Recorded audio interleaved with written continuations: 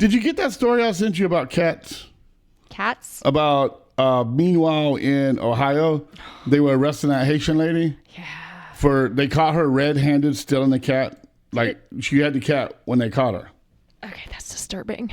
And it's crazy because, like, okay, I understand in other countries they eat cats and dogs. Right. Whatever. And in India, they think we're crazy for eating cows. Right. Yeah. I'm not knocking it. I'm sure dog is delicious. Starts with a D, delicious. I don't know. I've never eaten a dog. I've never had to eat a dog. I've never looked at a dog and thought, well, but I tell you what. You'll eat goat. If the world goes to heck and I ain't got no more animals, Brody's. Oh, he's a yeah. If he ever misses a hunt, he'll be next on the list. He better either bring it home or he's on the list, right? I won't eat him. But another thing and some of this sounds so far-fetched that I'm sure American people have a hard time believing it. Right. Because you live in a bubble. You live in your American world, your American bubble. And when things are horrific, we like to fairy tale that where maybe it's not real. Maybe it's conspiracy. Right. Or Trump is crazy. He's People such a eating cats. mean old man. People eating cats. That would never happen in America. Well, guess what? It's not your America anymore. It's not. And I hate to say that to you, but when you have 11 million people coming across the border, and not just like at one time and then it's done, continuously, people are continually coming. That number is growing, maybe up to 21, 22, 30 million. It's growing every day. Every day that number gets bigger. I think it's outgrowing the debt. I think immigration influx is outgrowing our national debt. I would say no, because the national debt grows every time we hand the illegal immigrant, another $25,000. Yeah, you're right. The national debt always will keep the edge. Plus, we're going to help them all get small businesses. Yeah, we are. We're going to give all small businesses, all cell phones. We're going to put them in apartment complexes. We're going to actually. I'm about to send 2 of my kids across the border just to come back to get cell phones. Oh, I know a guy, $6,000 a piece. He'll truck them over. Okay, let's do it. So you got to get them to Mexico. Okay. And then if they don't get raped, robbed, kidnapped. Oh, okay. No, I'm not doing that. Open not up and stuff full of drugs. Then we can probably get them back for about $6,000 a piece. Yeah, no. So $12,000. But when they get back, they'll get a house, they'll get a job, they'll get a small business, and they'll speak 2 languages. And we can just have more kids, or just if they don't get back. Oh yeah, they can right? they're easily replaced. Yeah. Yeah. At your age, of course. But so here's what I'm going with this: is it's not true America. When the influx of people coming in from other countries that live, and I'm not knocking other countries. Please don't take me the wrong way. Whatever you do, whatever you eat snakes, you eat grasshoppers, you do your thing. I don't care. It doesn't bother me. I don't care. But most of us live in an American bubble where we have this idea of we go down to the Piggly Wiggly or the Publix or the Whole Foods or the organic meats butcher shop and we buy our food nicely clean and trimmed out in a nice little bag. We don't like to think it has a face. We don't think about the blood and the hair and the feet and the eyeballs and the heart and everything else that comes with an animal because we live in our America. But in every other country in the world, pretty much, I mean, maybe not Britain and England, but they slaughter their own food on a regular basis. Ugh. Most villages, towns, communities, even families have their animals in close proximity of them. And the ones that don't go down to the market, they catch their own fish. They catch their own pigs and deer and different things. They gut them, they kill them, they process them, slaughter them, whatever word you want to use. They use the hide, the feet, they boil them down. They don't waste any of it. We only want the filet and the New York strip and the ribeye. Can you blame us? But we're making our own bed. We're causing our own problems. But you're right. I mean, it is some of the best part of the cow, or best part of the pig or the chicken. But then we find ourselves in an area where it's like, man, did you see that side of town? Like, man, I rode past that side of town over there, and there's clothes everywhere out front on the yard and hanging on their trees.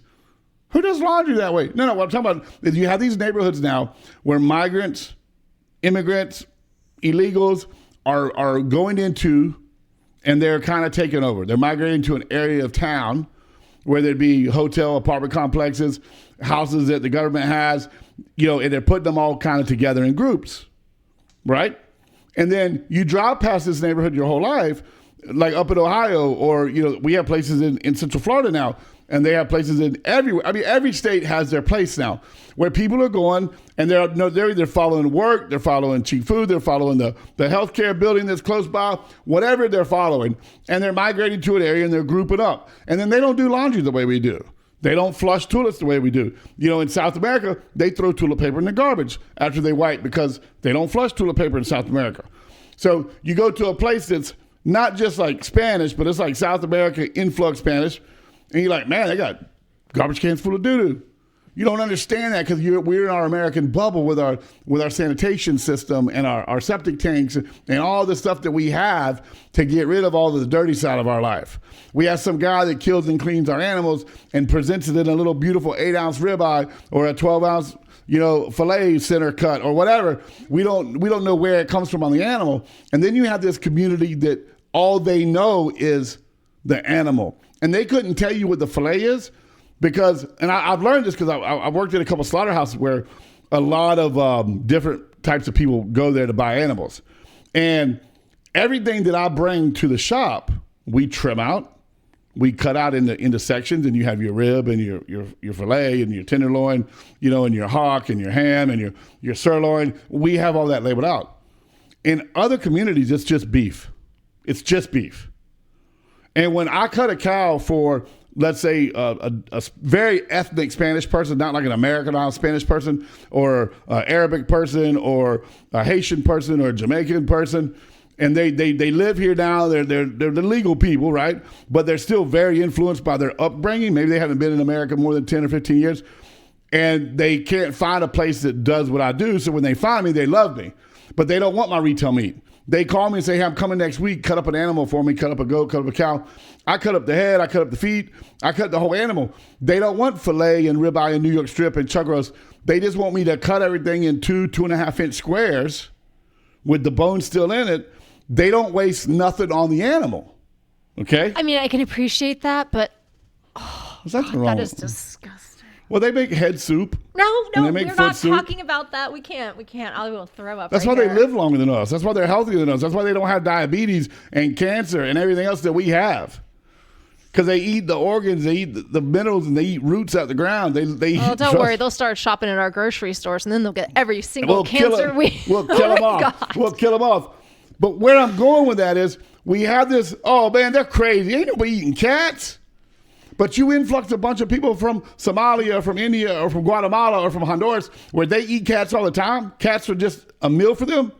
They ain't going down to the grocery store like we are and spending $40 a week on cat food. Right. They eat that cat. They hope that cat hunts rats and roaches and lizards and all that thing, so it's a nice fat cat, and then they eat that cat.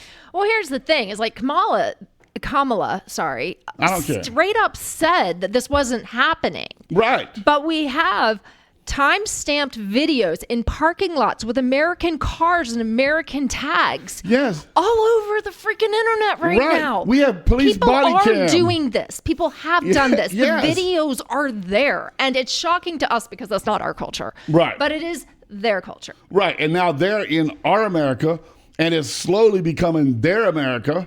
Right. But the problem, if we let them keep eating our house pets, I mean, we have to draw a line somewhere and say you have to follow our rules and our culture at some point. Well, okay, so here's the thing. If your cat is a roamer, your dog is a roamer. One of my cats is. And then one day they don't come home, you can't blame the guy 5 doors down for killing your cat. No. It was in his yard. He killed it. He ate it. Now, if he comes over your fence and takes your animal out of your backyard, now he's stealing your animal. Right. Okay? We have different rules in America that we play by. We see somebody's cat, somebody's dog. We want to get on the phone and call everybody, look for the lost puppy. They see it, and they're like, heck yeah, we just scored. We got a free dinner. Okay? And we can't understand that because I guess in the city, if you saw a cow or a pig walking around, you wouldn't immediately try to eat it. But if you're out in the country and you're coming off your back porch or driving down your driveway, and it's deer season and you see a deer up on the road, you're going to shoot that deer. Or if it's hog season, you're going to catch that hog and put it in your freezer. That's kind of a country thing to do.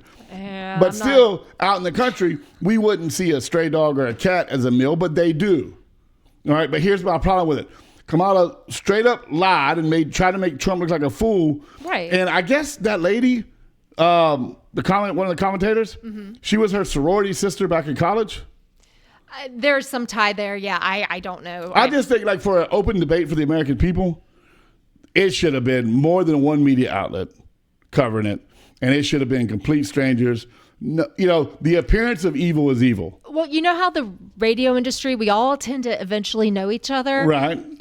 There's a lot of that in the TV broadcasting world too. Like, there's several people that are very national broadcasters Right. that we happen to know just from the industry. Okay. So I mean, I can understand having run into somebody old college before. mate. It doesn't mean that they were best friends and sharing clothes. but and the appearance clubbing. the appearance of evil is evil.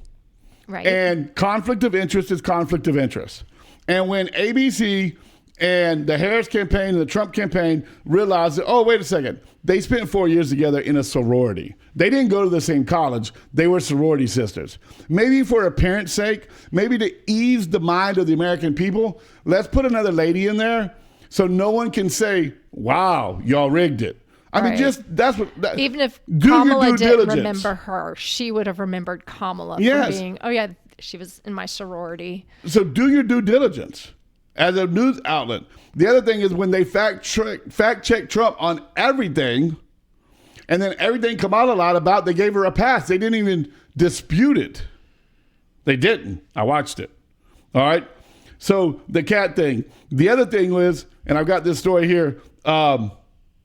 She talked about AI and how important AI was, and that we had to beat Russia in the AI race, and we had to be the leaders in AI, and artificial intelligence, how great it's going to be, and our economy. Remember, she said she's going to save our economy, right?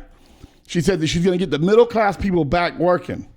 Wait, the middle class people are the ones working Amazon just replaced 150,000 employees, with drones. 750,000 robots and robot drone shops.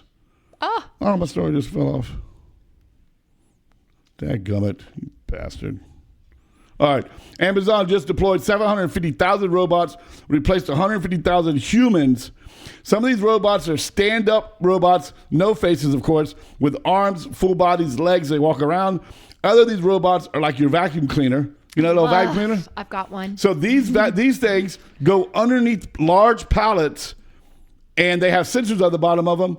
And instead of having forklift drivers, they're moving pallets around of product. And then once they drop the pallet, they go get another one, and they're moving these pallets around. No forklift drivers, no OSHA inspectors. Think about all the people losing their jobs. I mean, I don't necessarily care for OSHA, but without OSHA work, you don't have OSHA inspectors. So you're not just laying off one person, you're laying off multiple people, okay? And then you have the forklift mechanic, and you have the tire guy, and you have the engine guy, and you have the propane guy. All the other people that go into that job, the people who build the factories, the people that build the pallet makers, because now they're going to plastic pallets. But they care about the economy, and they're going to get the economy working, and they're going to give you $25,000. They're going to give you $6,000, but 150,000 Amazon employees just got laid off. That sucks because Amazon's my favorite. I love those people who deliver. Well, keep supporting robots. Keep supporting robots. Don't support humans. I mean, when toilet paper shows up at my door without me doing anything, absolutely. So if I can find a robot to do your job, you want me to hire it? No. I didn't think so. But I am still going to keep ordering on Amazon. And We'll the be right cat's back. in the cradle and the silver spoon. The little boy blue and the man